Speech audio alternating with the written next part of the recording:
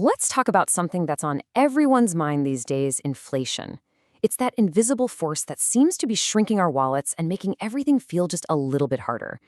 We hear the word all the time on the news, but what is really going on? Well, we're going to break it all down. You've been there, right? You're at the grocery store, you get to the checkout, you see the total, and you just kind of think to yourself, wait, what?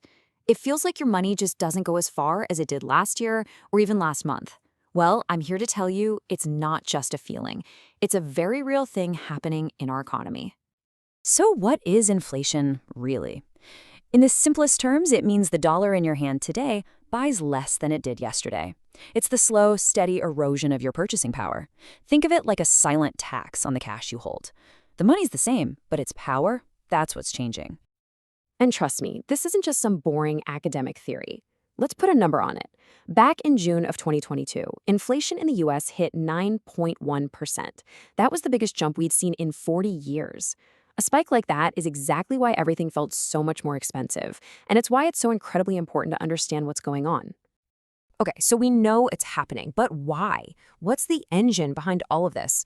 Well, economists usually point to two main culprits that are driving prices up. Let's pop the hood and take a look at how they work. The two big players are called cost push and demand pull inflation. Now, they sound a little technical, but the idea is actually pretty simple. They're basically two different roads that lead to the exact same place: higher prices for all of us. One's about the cost of making things, and the other is all about how many of us want to buy those things. First up, let's talk about cost push inflation. This happens when it just flat out costs more to produce the things we buy.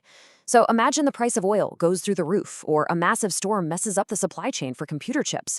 Well, companies aren't just going to absorb those costs, right? Nope, they pass them right along to us, the consumers, in the form of higher prices. And on the flip side, you've got demand pull inflation. This is that classic scenario you always hear about. Too many dollars chasing too few goods. Picture this. The economy is humming along, jobs are plentiful, and everyone's feeling pretty good about their finances. So what do? We start buying stuff. But when that huge surge in demand outpaces the supply of goods, sellers can and do raise their prices. But hold on, it's not just about production costs and our shopping habits. There's another massive piece to this puzzle: the actual amount of money swirling around in the economy. And this is where government policy really steps into the arena. That classic saying really does hit the nail on the head.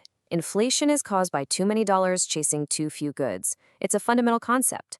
When the supply of money itself grows faster than the supply of things to buy, the value of each individual dollar goes down. Just like anything else, when something becomes more abundant, it also becomes less valuable. So how does all this extra money get into the system? Well, it often happens through what's called expansionary policy. Here's the chain reaction. A central bank lowers interest rates. That makes it cheaper for businesses to borrow for new projects and for people like us to get loans for cars or homes. All that new borrowing injects a ton of fresh cash into the economy, which boosts spending. And there you have it. You're right back to that demand pull inflation we just talked about. Okay, so we've got these huge economic forces at play.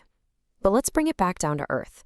What does all of this actually mean for your wallet, for your family? Because the truth is, inflation doesn't affect everyone equally. It creates a very clear set of winners and losers. So let's look at who falls on which side of the line. Who gets hurt? Savers, for sure. If your money is just sitting in a cash account, it's losing purchasing power every single day. Lenders get hit too. And it's especially tough for low-income consumers because necessities like food and gas take up a much bigger chunk of their budget. And this is pretty wild, some people can actually come out ahead. If you're a borrower with a fixed-rate loan like a mortgage, you're paying it back with future dollars that are worth less than the ones you borrowed. And if you own assets like real estate or stocks, their value often rises right along with inflation, or even faster. All right, so understanding the problem is step one, but step two is figuring out what on earth you can do about it. You can't just sit on the sidelines and watch your money's value disappear. So let's talk about some real-world strategies for protecting your finances when prices are climbing. A few common strategies can really help. We just touched on one: locking in low fixed-rate debt. Your mortgage payment stays the same even as other costs go up. Another huge one is investing in assets that tend to outpace inflation. Things like stocks or real estate. Their goal is to grow your wealth faster than your cash is losing value. And for those who want something a little more direct, there are even special government bonds called TIPS, which are literally designed to protect your investment from inflation. So, when you boil it all down, inflation isn't just one simple villain. It's really this complex dance between three major forces: the cost of production, the strength of consumer demand, and the decisions made about monetary policy.